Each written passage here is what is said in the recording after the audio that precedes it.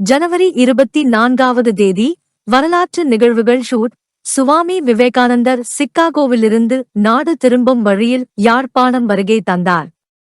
யாழ் இந்து கல்லூரியில் பெரும் வரவேற்பு அளிக்கப்பட்டது. 1897 யூட். சிலியில் இடம்பெற்ற நிலநடுக்கத்தில் 28,000 பேர் உயிரிழந்தனர். 1939 யூட்.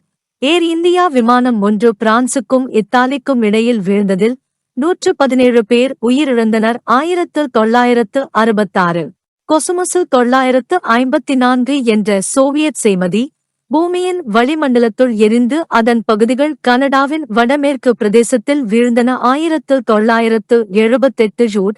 முதலாவது ஆப்பிள் மாக்கின்டோஷ் தனி மேசை கணினி அமெரிக்காவில் விற்பனைக்கு வந்தது. 1984 வொயேஜர் 2 விண்கலம் யுரேனஸின் 81,500 கிலோமீட்டர் தூரத்துக்குள் வந்தது.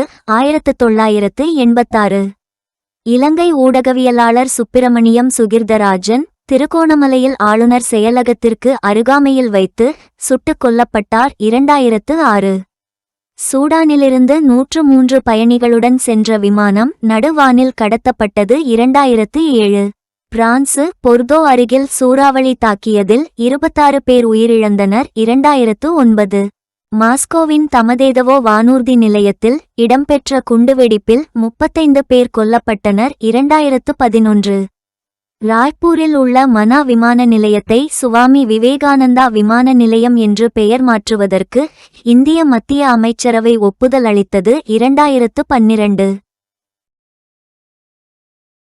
பெண்கள் மற்றும் குழந்தைகள் மேம்பாட்டு அமைச்சகம் இளம் பருவப் பெண்களுக்கான 11 to 14 வயது திட்டத்திற்கான விரைவான அறிக்கையிடல் அமைப்பின் முதல் கட்டத்தை தொடங்கியது. 2018 தேசிய பெண் குழந்தைகள் தினத்தை முன்னிட்டு ஹரித்வாரை சேர்ந்த 19 வயது சிருஷ்டி கோஸ்வாமி ஒருநாள் உத்தரகண்ட் முதல்வராக பதவியேற்றார். 2021 ஏர் இந்தியாவால் இயக்கப்படும் முதல் ஏர்பஸ் A350 900 விமானம் பெங்களூரிலிருந்து மும்பைக்கு பறந்தது. 2024 2025 முதல் ஜனவரி 25ஆம் தேதி தமிழ்மொழி தியாகிகள் நாளாக தமிழ்மொழி தியாகிகள் தினம் அதிகாரப்பூர்வமாக அனுசரிக்கப்படும் என்று தமிழக அரசு அறிவித்தது. 2025